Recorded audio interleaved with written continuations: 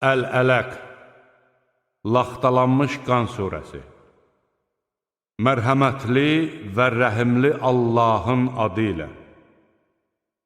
Yaradan Rəbbinin adı ilə oxu. O, insanı qan laxtasından yaratdı.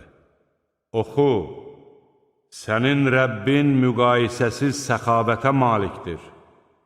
O, qələmlə yazmağı öyrətdi. İnsana bilmədiklərini öyrətdi.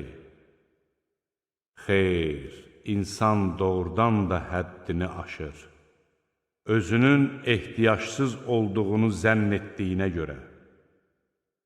Axı son dönüşün Rəbbinədir.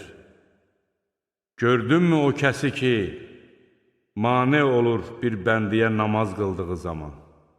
Söylə görək, əgər o bəndə doğru yoldadırsa, yaxud Allahdan qorxmağı əmr edirsə, onda necə olsun?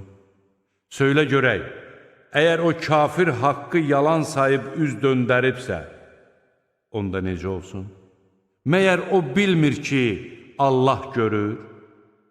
Xeyr, əgər yaramaz əməlinə son qoymasa, biz onun kəkilindən tutacağıq, yalancı, günahkar kəkilindən.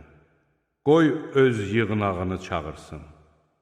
Biz də əzab mələklərini çağıracağıq. Xeyr, sən ona qulaq asma. Səcdə qıl və Allaha yaxınlaş.